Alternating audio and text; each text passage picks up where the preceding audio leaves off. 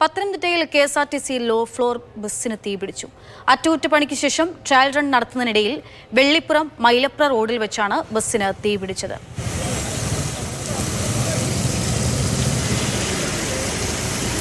ദൃശ്യങ്ങളാണ് നമ്മൾ കാണുന്നത്. ഗോകുൽനാഥ് വിവരങ്ങൾ നൽകാനായിട്ടുണ്ട്. ഗോകുൽ, എങ്ങനെയാണ് ഈ തീപിടുത്തം സംഭവിച്ചത്? എന്താണ് ഉണ്ടായത്? പറയൂ. മൈലപ്രയിലാണ് KURTC ബസിന്റെ എഞ്ചിൻ കവറിനുള്ളിൽ തീപിടിച്ചത്. പത്തനംതിട്ട റോഡിൽ ഇടത്താവളത്തിന് സമീപമാണ് വോൾവോ ബസിന്റെ എഞ്ചിൻ കവറിനാണ് തീ പിടിച്ചത്.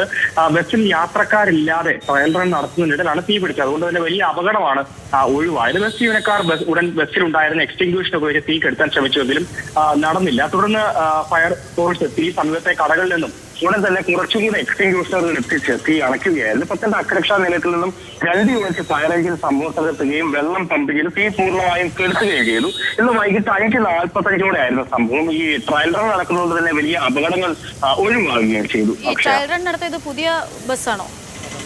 പക്ഷെ ഈ ബസ്സിന് ചെറിയ കേടുപാടുകളുണ്ടായിരുന്നു. തീർക്കുന്നതിന്റെ ഭാഗമായിട്ടാണ് ഈ ട്രയൽ റൺ ഈ പരിശോധനകൾക്ക് ശേഷം വീണ്ടും ഒരു ട്രയൽ റൺ നടത്തുകയായിരുന്നു. അതിലാണ് എഞ്ചിൻ കവറിന് തീ പിടിക്കുകയും ചെയ്തത്. എന്തായാലും ഈ പറയുന്നത് പോലെ തന്നെ പത്തനംതിട്ട റോഡിൽ വലിയ തിരക്കുള്ള സമയമാണ്. ഇടത്താവളത്തിന് സമീപം വലിയ തിരക്കുള്ള സമയത്ത് തന്നെയാണ് ഈ തീപിടുത്തം ഉണ്ടാകുന്നത്. വൈകുന്നേരം 5:45 ആയിരുന്നു ഈ സംഭവം. എന്തായാലും ഈ അഗ്നിരക്ഷാ സേനയുടെ കൃത്യമായ ഇടപെടൽ കൊണ്ടാണ് വലിയ അപകടം ഒഴിവായത്. അതേസമയത്ത് ബസ്സിനുള്ളിൽ നിന്നുള്ള ഫയർ എക്സ്റ്റിംഗ്വിഷർ ഉപയോഗിച്ച് തീ കെടുത്താനുള്ള ശ്രമം വിഫലമായിരുന്നു. തുടർന്ന് തൊട്ടടുത്ത കടകളിൽ നിന്ന് കൂടെ ഈ എക്സ്റ്റിംഗ്വിഷർ ഉപയോഗിച്ചുകൊണ്ടാണ് ഈ തീപിടുത്തം പൂർണ്ണമായും കൺട്രോൾ ചെയ്യാൻ ഇത്തരത്തിൽ സാധിച്ചത്. എന്തായാലും 2 യൂണിറ്റ് ഫയർ എഞ്ചിൻ സംഭവ സ്ഥലത്തെത്തുകയും വെള്ളം പമ്പ് ചെയ്തുകൊണ്ടാണ് ഇത്തരത്തിൽ തീപിടുത്തം പൂർണ്ണമായും അണയ്ക്കാൻ സാധിച്ചത്.